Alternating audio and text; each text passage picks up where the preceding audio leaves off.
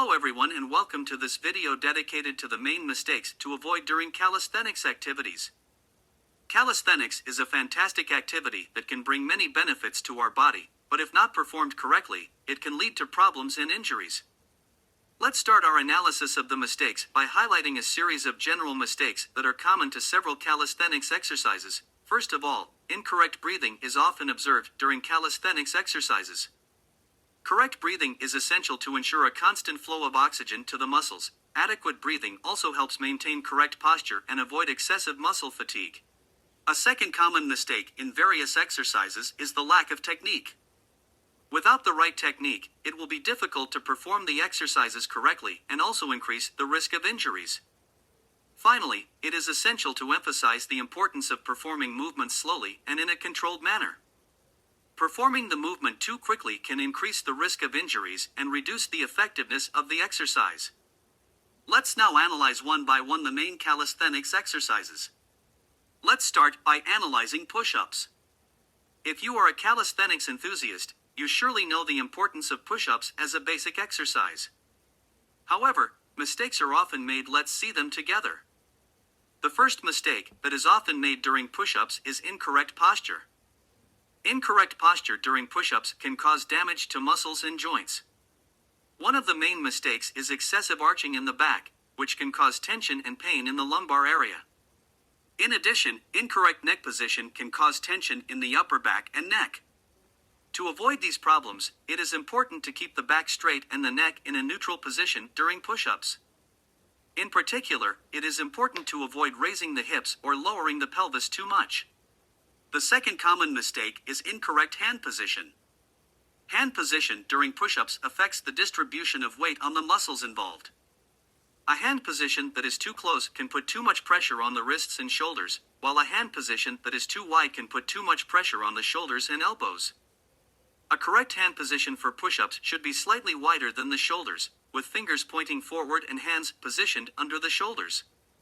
Now let's move on to pull-ups.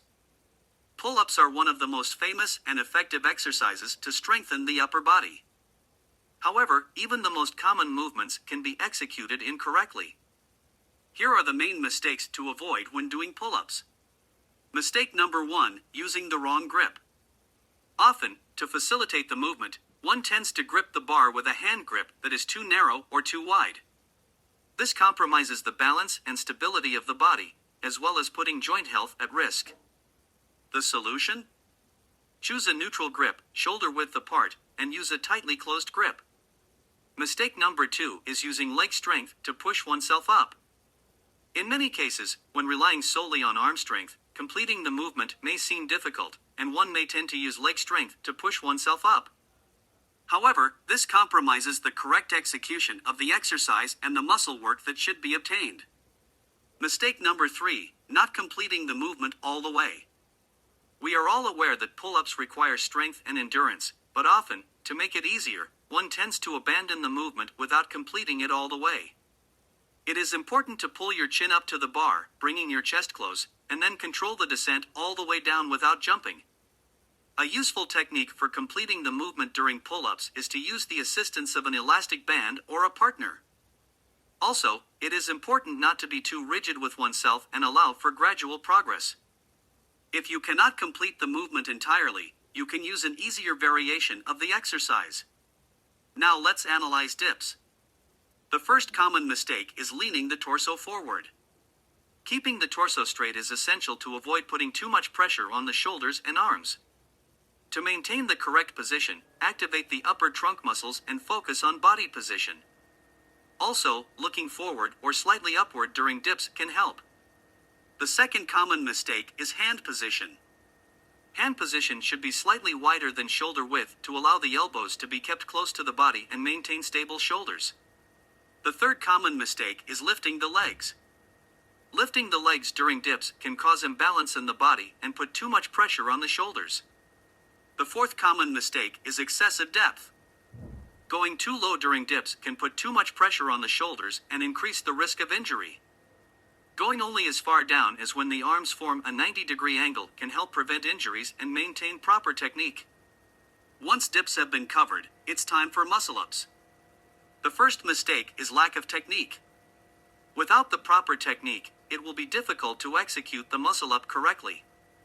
The correct technique for performing muscle-ups depends on the specific variant of the exercise being performed, but in general, the technique can be broken down into three main phases: pull-up phase, transition phase, dip phase. The second mistake is an incorrect grip. A hand position that is too wide or too narrow can compromise exercise stability and increase the risk of injury. The hands should be placed slightly wider than the shoulders. And now for pistol squats.